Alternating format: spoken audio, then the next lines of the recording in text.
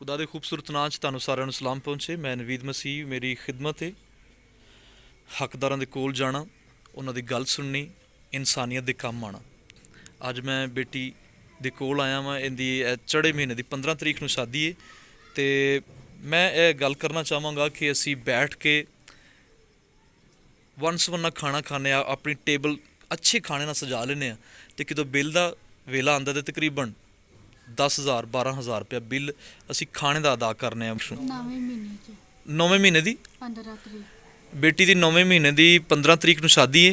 तो बेटा अब्बू की काम करदा? दिहाड़ियां करदा। दिहाड़ी मतलब बाहर वाई बिजी दा? थोड़े थोड़े पैसे, बिल्कुल ज़्यादा बहुत वड्डी अमाउंट नहीं सानू चाहिए, बिल्कुल थोड़ी सपोर्ट की जाए ताकि इस बेटी की शादी दे विच किसी चीज़ की कमी ना रहे।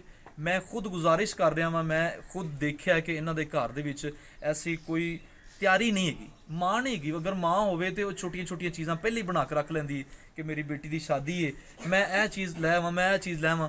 तो माँ है ही नहीं कोई। माँ बन के अगर मेरी इस गल नूं सुन रहा है तो ज़रूर इहदी बेटी के सिर ते प्यार देना, ताकि असी इस काम नूं बड़े ही हिफाजत नाल, बड़े प्यार ते मुहब्बत नाल कर सकीए। ਅਸੀਂ ਸਾਰਿਆਂ ਨੂੰ ਇਹੀ ਦਰਖਾਸਤ ਕਰਾਂਗੇ ਕਿ ਆਪਣੇ ਮਹਿੰਗੇ ਖਾਣੇ ਚੋਂ ਕੁਛ ਇੱਕ ਦਿਨ ਦਾ ਰੋਕ ਕੇ ਅਸੀਂ ਅਗਰ ਬੱਚੀ ਨੂੰ ਦੇ ਦੇਵਾਂਗੇ ਤੇ ਇਹਦੇ ਘਰ ਦਾ ਜੋ ਸਮਾਨ ਹੈ, ਜੋ ਫਰਨੀਚਰ ਹੈ ਜਾਂ ਕੋਈ ਬਰਾਤ ਦਾ ਖਾਣਾ ਹੈ ਉਹ ਬਣ ਸਕਦਾ ਹੈ।